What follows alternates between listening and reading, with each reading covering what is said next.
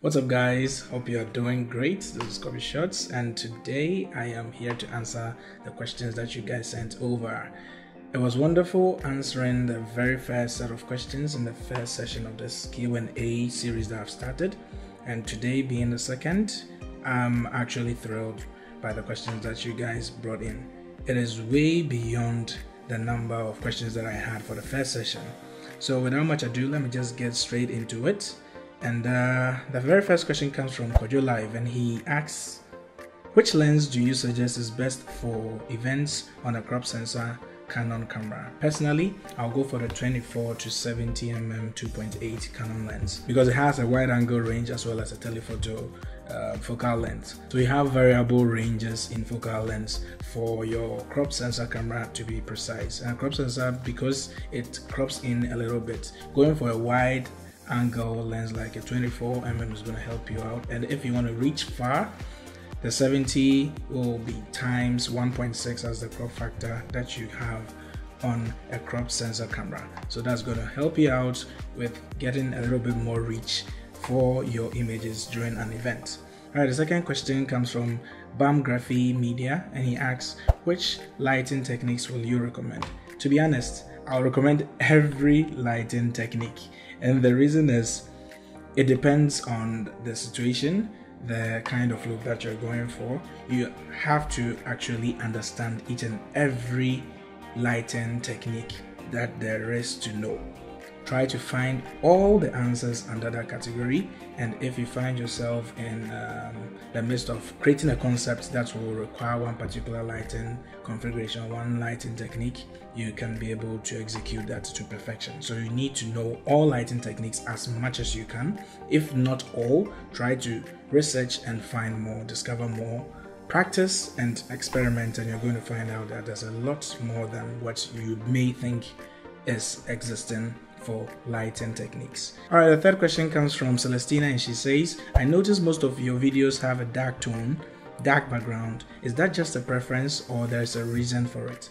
Actually, personally, I love to have a lot of contrast in my images. If it's a photograph, I make sure that if I'm editing it, I create a lot of contrast.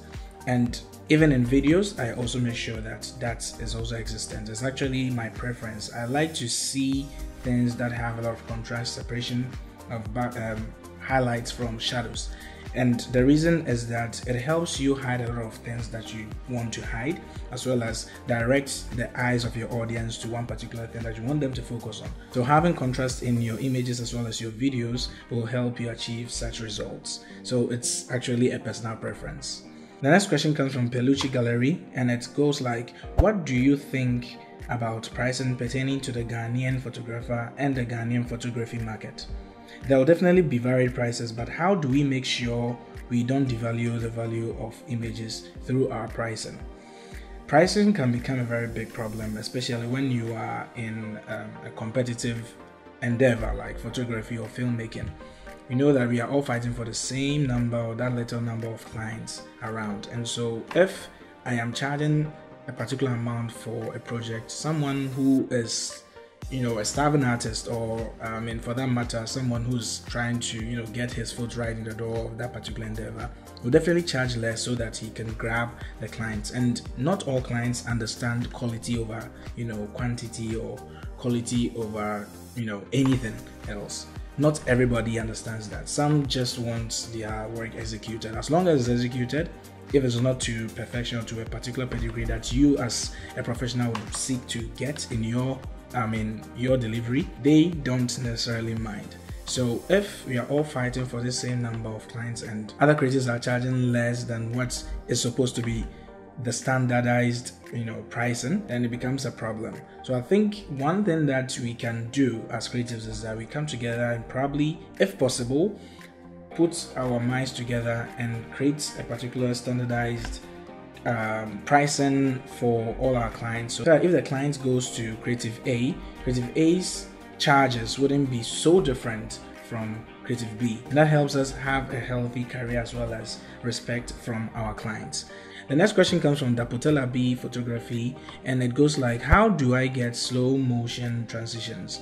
To be able to get slow motion, first of all, you need to be sure that you have your frame rates right. If you don't have a very good frame rate, like let's say 60 frames per second, and you're shooting, let's say 30 frames per second, it's going to be a bit of a problem to slow it down to have a reasonable slow-mo sequence. So if you have the right frame rates, let's say 60 frames per second or higher, you'll be able to slow down your video footages, and you can also add camera movement into cutting into another slow motion footage to create the sense of an illusion, making you achieve a transition. And that's how, in my opinion, you can get smooth slow-mo transitions. Alright, the next question comes from Prof. Kojo, and it goes like this. How long will you mentor a beginner photographer student to become a pro?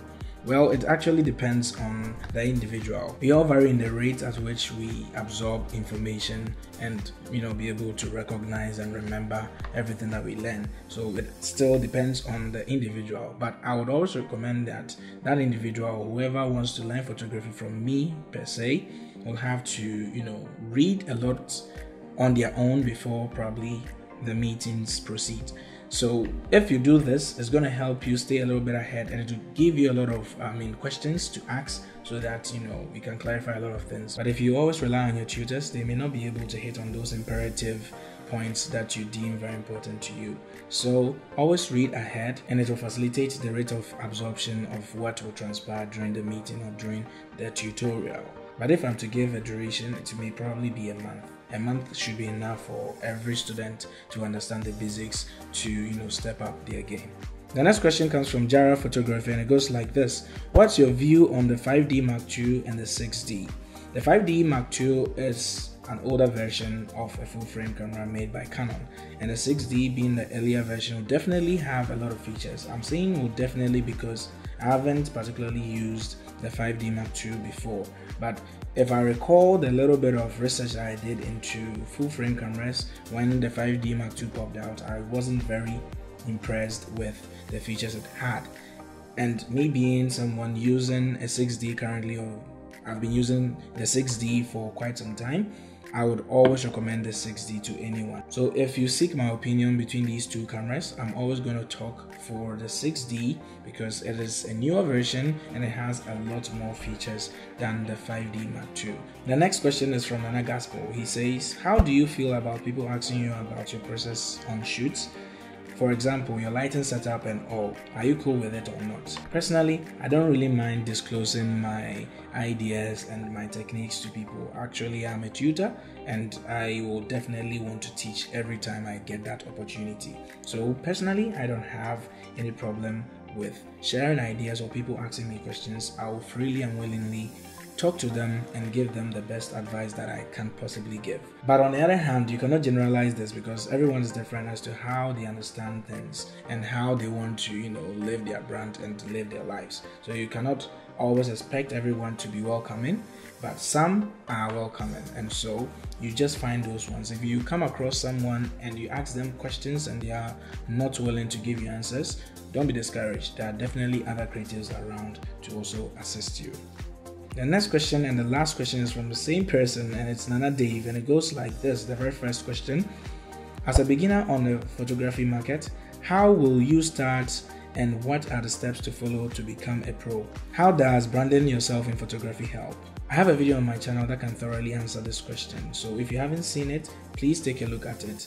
But if I'm to summarize or give a rendition about how a beginner can have their foot at the door of a particular venture, for instance filmmaking or photography, there's always going to be shoot a lot of free work, practice, show forth your work on social media, make sure that your social media presence is very, very consistent. So post a lot and you're definitely going to be recognized at least by the few people who know you. And as you do a lot of free work, your work is also going to go out and you're also going to always have opportunities to shoot a lot more. The sub question is, how does branding yourself in photography help? Branding yourself in photography is very important as much as it is in every other venture. If you brand yourself very well, you're going to have a lot of principles, you're going to have some particular things that you live by, and so since you have all these things laid down, you're going to have an order which you always live your brand. Branding has helped me personally and I cannot recommend it enough. The very last question, still from the very same person, Nana Dave, goes like this: what's the best lens for a full frame camera as a beginner? the best lens for a full frame camera for a beginner, I would always recommend a 50mm at least for every beginner, because normally the 50mm glasses have a fast aperture, which means it can open very wide, at least 1.8, so that you can always have the luxury of shooting under even low light situations and also blurring your backgrounds, what makes our images look clean and unique and professional.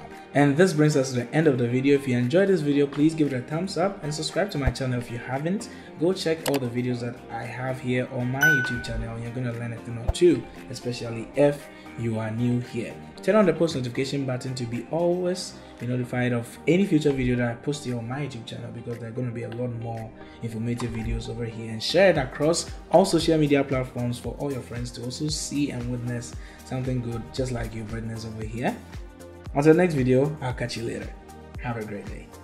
See ya.